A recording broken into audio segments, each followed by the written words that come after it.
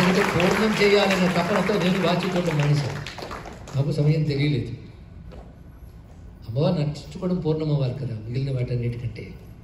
అది జరిగిందంటే ఆ శృంగేరి అనే పేరు పెడితే చాలండి శక్తి వచ్చేస్తుంది. ఎక్కడో ఆ శృంగగిరికి ఆ శక్తి ఉన్నది.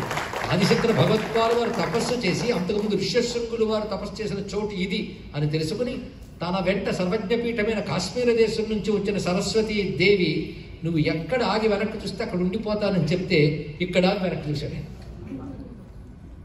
ఇక్కడే ఉండిపోతాను, ఉండిపోవాలని చూశానమ్మా అన్నాడు.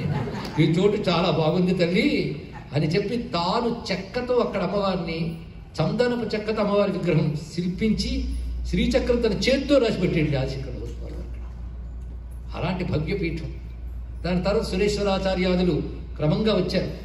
12వ పీఠాధిపతిగా వచ్చినటువంటి మహానుభావుడు మళ్ళీ సనాతన ధర్మానికి రివైవ్ చేసి వేదములకు భాష్యం రాసి వేదాంత పంచదశి లాంటి మహాగ్రంథాలు రచించి అన్యమతంలోకి పరివర్తన అయిపోయినటువంటి ఇద్దరిని తిరిగి సనాతన ధర్మంలోకి తెచ్చి హరిహర బుక్కరాయల చేత విద్యానగర స్థాపన చేయించిన శృంగేరి 12వ పీఠాధీశులు విద్యారణ్య మహర్షి. ఆయన కాలంలో ఈ చందనపు చెక్కతో చేయబడిన దాని బదులుగా పంచలోహాత్మకమైన శ్రీ అమ్మవారి స్వరూపాన్ని ఆయన ప్రతిష్ఠ చేశాడు. ఇప్పటికీ ఆ చెక్కతో చేసినటువంటి అమ్మవారు జగద్గురువుల నివాసం సమీపంలోనే ఉంటుందండి ఇక్కడ. అలాంటి శృంగేరి పీఠంలో మహాతపస్సులు యోగీశ్వరులైన పరంపర వస్తూనే ఉన్నారు. ఆదిశంకరులే అన్నారు నా అంతటి వాళ్లే ఇందులో వస్తారు, నానాడే రాసి పెట్టాడు. 4 పీఠాల్లో అలాంటి వారు ఉంటారు.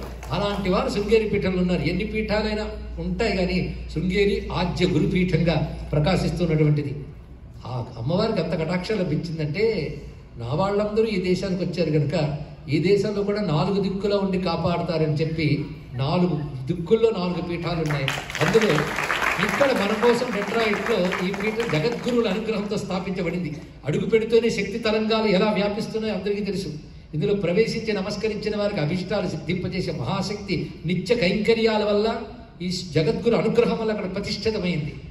అలాంటి అమ్మ సన్నిధిలో పైకి అక్కడ ఆరాధించేది నిత్యము శ్రీచక్రారాధన. అదే ఆరాధన అక్కడ కూడా జరుగుతుంది. అంటే ఆ తల్లి శ్రీచక్రాధి దేవతయే శారదగా ఉంది. బ్రహ్మ విద్యా స్వరూపిణి ఆవిడ, దక్షిణామూర్తి రూపిణి అక్కడ ప్రకాశిస్తున్నది. అటువంటి శారదా పరమేశ్వరికి నమస్కరిస్తూ ఈ కార్యక్రమానికి కారణమైన వారు అందరికీ ప్రత్యేకమైన అభినందనలు ఆశీస్సులు అందిస్తున్న చిన్నవాళ్ళకి ఆశీస్సులు, పెద్దవాళ్ళకి అభినందనలు.